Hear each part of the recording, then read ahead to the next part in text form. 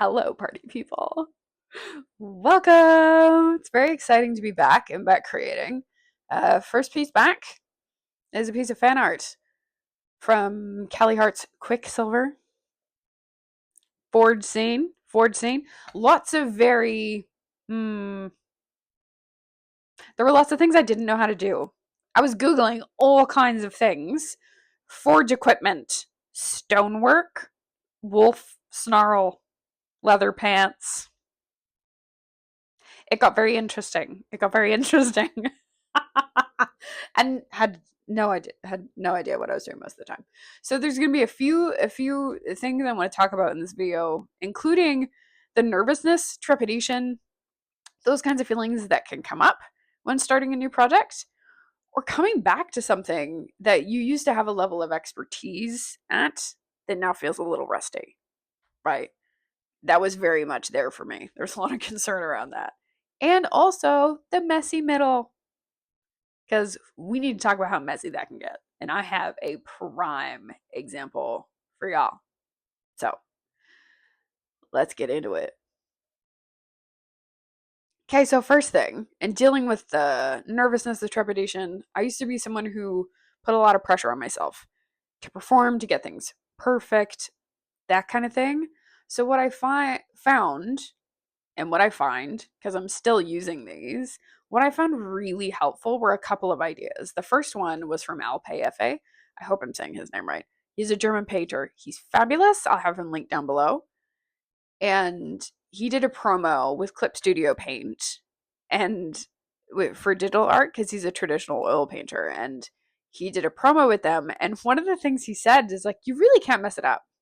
You really can't mess it up with digital art. Like, you really can't mess it up. And as someone who has worked with oil paint and charcoal, digital art is infinitely more forgiving. It's the most forgiving medium. You can undo things, you can erase stuff. You cannot do that in oil painting or with charcoal, let me tell you. So keeping that, and just in general as an idea though, was very, very helpful. You can't mess it up. You can start over. You can go do something else. Like, you really can't mess it up. There will be no dire consequences for you. You know what I mean? If you mess up your fan art horribly. We'll get there. We'll get to that. We'll get to that. And the second idea was from Rick Rubin in The Creative Act. And a friend of mine paraphrased this for me, so please forgive me, or if you know the quotation and you know it better than I do, amazing. The idea, the gist is that this piece is a stepping stone for the next piece, which is a stepping stone for the next piece, which is a stepping stone for the next piece. So, which for me alleviated, alleviated the pressure of needing this to be perfect. This has to be a masterpiece. This has to be the best thing ever. This is the only thing I'm ever gonna create again. Like, the drama of all of that. It's like, no, this is just gonna be like the next piece, which is gonna make way and create learnings for the next thing. And then I'm gonna go on and create the next thing. And for me, that was really, really helpful to keep the long perspective in mind. And now I would like to bring up the messy middle.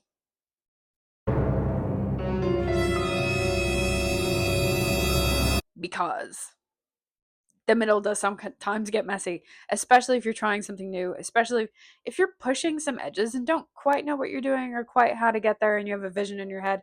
This is true for art, for life, for society. Currently, the middle looks messy when we're going through it and you're rooting around and really figuring it out. It looks messy. It does. Now, here's my prime example and where I'm going with this. So, this